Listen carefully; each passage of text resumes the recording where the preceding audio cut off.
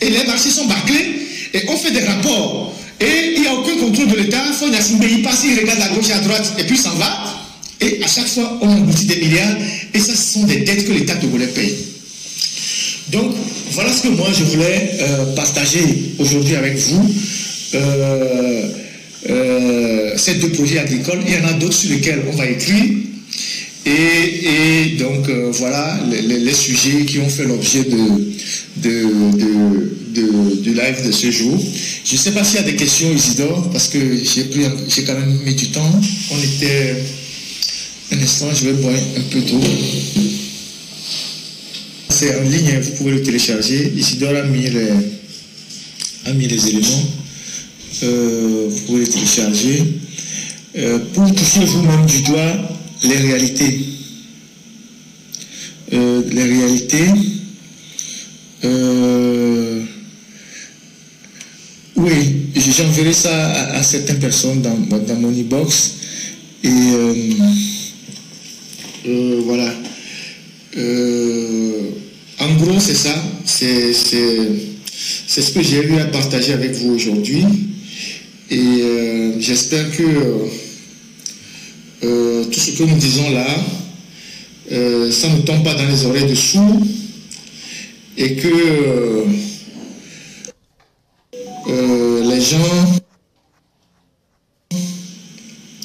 les gens finiront par comprendre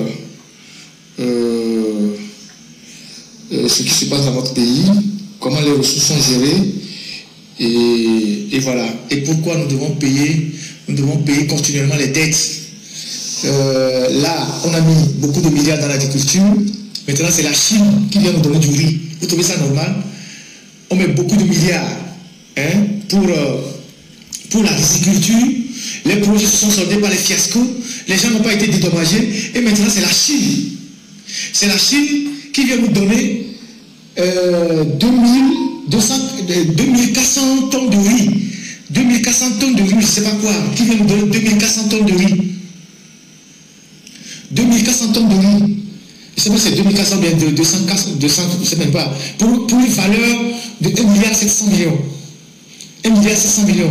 Donc c'est la Chine. La Chine qui fait plus de 1 milliard d'habitants. La Chine qui fait plus de 1 milliard d'habitants. C'est la Chine qui fait plus de 1 milliard d'habitants qui va donner de la nourriture au Togo.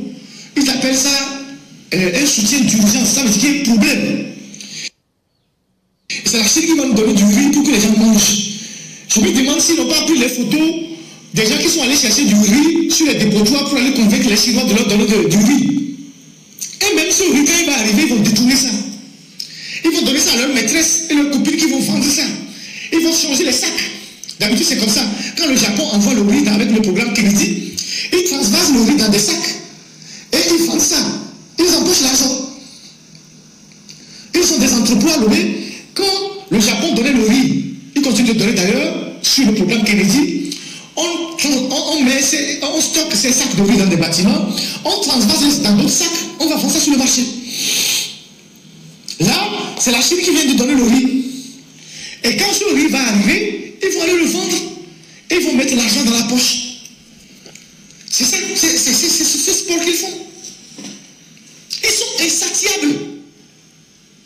Ils sont insatiables. On ne sait pas ce qu'ils veulent faire avec l'argent. Je me demande s'ils n'ont pas pris les vidéos des dépotoirs là pour aller convaincre les Chinois de leur donner du riz. Et pourtant, on a investi 10 milliards dans la plaine de Diaglé. Je ne parle pas de Michitové, je ne parle pas d'Agomegloso. Ça, c'est d'autres projets aussi. Je parle juste de la plaine de Diaglé. Puisque le projet de Michitové aussi est différent. Le projet d'Agomegloso aussi est différent. On a investi 10 milliards dans le projet de Diaglé. N'a plus aucun résultat. Il n'y a pas du riz. Quelqu'un parmi vous a vu du riz de Diaglé sur le marché? Vous avez vu un riz qu'on a estampillé riz de Diaglé sur le marché à Lomé? Vous avez vu ça? Vous avez vu la TBT qui est partie à Diaglé là-bas pour faire un reportage sur le riz qu'on produit là-bas? Vous avez vu du riz de Diaglé là-bas? Vous avez vu du riz de Diaglé sur le marché? Vous n'avez jamais vu ça? Au moins, Corvier, on sait. On voit quelques productions de Corvier. On voit pour Agomegloso. Est-ce que vous avez vu le riz de Diaglé? Donc, on dépense autant d'argent pour produire le riz et on va chercher du riz chez les Japonais, chez les Chinois. Oui, il y a quelqu'un qui dit que les 500 tonnes sont déjà arrivés. Ah oui, c'est la fête. Peut-être que ça va rentrer même dans les festivités de la fête des Yadema. Hein. Le riz chinois, là, peut-être qu'ils vont utiliser ça pour faire la fête des Yadema, puisqu'ils ont dit qu'il y aura la fête dans toutes les préfectures. Donc ils vont distribuer ça pour la fête des Yadema. Les 20 ans des Yadema, ils vont distribuer ça. Ils vont distribuer ça dans les villages. Donc, voilà ce que moi j'ai voulu partager avec vous pour ce dimanche. J'ai été un peu long. Merci pour tous ceux qui ont pris de leur temps pour suivre ce live. Et j'espère qu'on reviendra dimanche prochain avec de nouveaux sujets. Et comme j'ai eu à vous le dire, tout ce qu'on peut faire pour améliorer le quotidien de nos populations, on le fera. Si c'est les dénonciations, si c'est les enquêtes. Oui, le lien a été partagé par Isidore. Pour celui qui cherchait le lien, vous pouvez le retrouver. Tout ce qu'on peut faire pour améliorer le quotidien des Togolais, on va le faire. Et je remercie tous ceux qui me soumettent des sujets parfois, qui m'envoient des préoccupations. Quand j'en parle, ils trouvent des solutions. Je vous dis merci aussi pour la confiance. Et j'espère que petit à petit, on va y arriver. Comme j'ai eu à le dire plusieurs fois, d'une manière ou d'une autre, il y aura des changements au Togo. Il n'y a pas de régime éternel. Fort finira pas partir, d'une manière ou d'une autre. Mais pendant qu'il est là, il faut qu'on l'oblige à travailler. Parce qu'il est là, il ne travaille pas.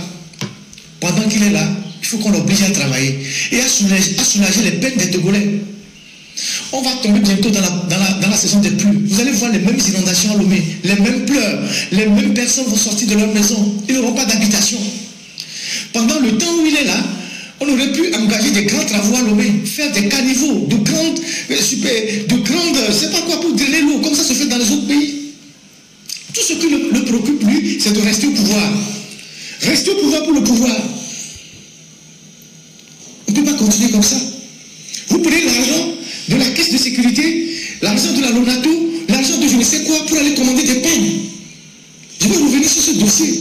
Notamment la dame qui est à la Caisse nationale de sécurité, qui devait normalement utiliser l'argent de la Caisse de sécurité pour soulager les difficultés des parents, les retraités, augmenter les allocations familiales. Cet argent leur sert à créer des brasseries, à créer les docteurs à la fière, qui gèrent sur le registre privé, hein, qui revient très cher. Donc, c'est une république dans la république. Il n'y a aucun contrôle. Non, ça ne peut pas continuer comme ça. Donc voilà ce que moi j'ai voulu partager avec vous ce dimanche. Et je vous remercie tous d'avoir pris un peu de votre temps pour me suivre. Et je remercie tous ceux qui sont en ligne, tous ceux qui ont envoyé des mots d'encouragement dans les commentaires. Je suis désolé pour les gens de TikTok. La modératrice n'est pas là aujourd'hui, donc on n'a pas ouvert les commentaires. Je suis désolé, c'est pour éviter que des gens mal intentionnés viennent raconter tout et n'importe quoi. Et donc je vous remercie, les 3700 personnes qui étaient, 4000 pratiquement sur TikTok, les 2200 qui étaient sur Facebook, je vous dis merci. Et voilà, donc continuons dans cette trajectoire-là, continuons dans cette ligne-là, et espérons qu'un jour, les lignes finiront par bouger pour que, bon, les Togolais aussi deviennent des gens normaux, des gens respectables, des gens qui peuvent fièrement parler de leur pays. Quand ils vont quelque part, on dit que tu es Togolais, tu peux bomber le torse pour dire que tu es Togolais. Aujourd'hui, tu ne peux pas le faire. Aujourd'hui, s'il y a un débat quelque part, toi, Togolais, tu t'invites, on t'insulte. On dit dégagez là-bas, vous les Togolais, vous êtes gouvernés par une seule famille depuis 60 ans. Vous êtes des incapables. Tu ne peux que baisser la tête. Tu ne peux que baisser la tête. Donc, il y a une anomalie terrible dans notre pays dont il faut mettre fin. Et la manière dont les gens sortent de l'argent du pays. La manière dont les gens sortent de l'argent du pays.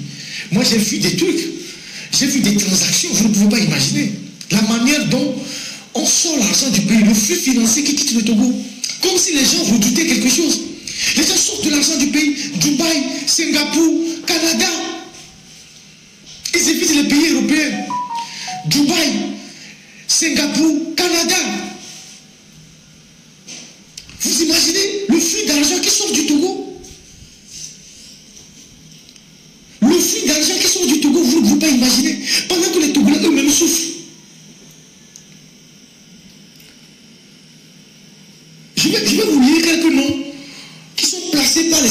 financière internationale sous surveillance.